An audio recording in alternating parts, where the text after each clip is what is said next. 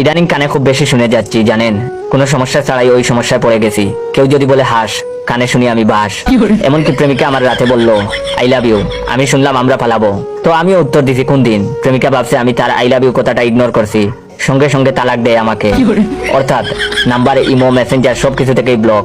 কষ্টে বুক ফেটে হাসি বের হচ্ছে। মনে মনে ভাবছি প্রেমিকা মনে হয় কানে শুনে না। বললাম একটা, আর নাকি কি বুঝলো, শালি বয়রার ঘরের বয়রা। কিন্তু কিছুদিন পর বুঝতে পারলাম বয়রা আমি নিজেই। ফ্রেন্ডের বোনের বিয়েতে গেছি দাওয়াত খেতে।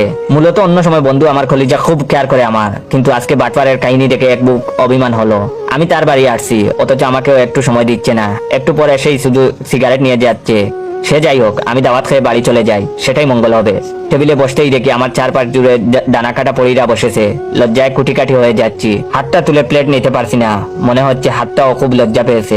একটা মেয়ে আমাকে হেল্প করলো। সে হাত এগিয়ে দিয়ে আমাকে বললো ভাইয়া এই নিন প্লেট। মেয়েটির মুখে ভাইয়া ডাক শুনে অভিমান হলো। তবে তাতে কি, চাচি দেখি সবসময় তার স্বামীকে ভাইয়া বলে ডাকে। তাতে যদি সমস্যা না হয় তবে এখানে কি এমন হবে। তখন পাশের মেয়েটি আবার আমাকে বললো ভাইয়া ভাত নিন। আহা, মনে হচ্ছে তো বিয়ে বাড়িতে আসিনি, এসেছি পাখিদের রাজ্যে। বলুক তারা ভাইয়া, তাতে আমার কি। তখন আরেকটি মেয়ে বলল ভাইয়া আপনি কি প্রতিবন্ধী নাকি, সব আমরাই বলে দিচ্ছি। মেয়েটার কথা শুনে রাগ উঠছে বুকের উপর। অভিমানের পাল্লায় রাগের পাল্লা ওজন। চেয়ার থেকে দাঁড়িয়ে বলা শুরু করছি তুই প্রতিবন্ধী, তোর 14 গোষ্ঠী প্রতিবন্ধী, তুই প্রতিবন্ধীর গোষ্ঠী। আমার এমন হইচই দেখে আমার বন্ধু দৌড়ে আসে, এসে আমাকে বললো কিরে রেগে গেলি কেন। আমি উত্তর দেওয়ার আগেই সে মেয়েটি কান্না করতে করতে বলল ভাইয়া আমি উনাকে বলছি আপনি কি এখানকার প্রতিবেশী, কিছু বলুন।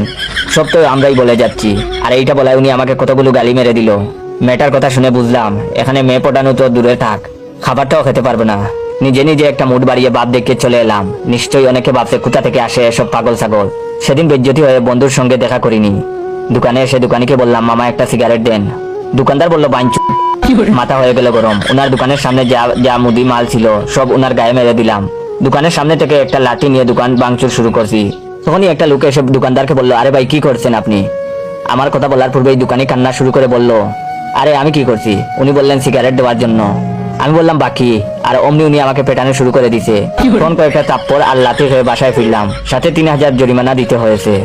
এটা হচ্ছে ভিডিওর প্রথম পার্ট। দ্বিতীয় পার্ট দেখতে চাইলে অবশ্যই আমার এই ভিডিওটা আপনার 15 জন বন্ধুকে শেয়ার করে দিবেন। আর অবশ্যই এই ভিডিওতে 30,000 লাইক কমপ্লিট করে দিবেন, তখনই দ্বিতীয় পার্ট দেবো। ধন্যবাদ।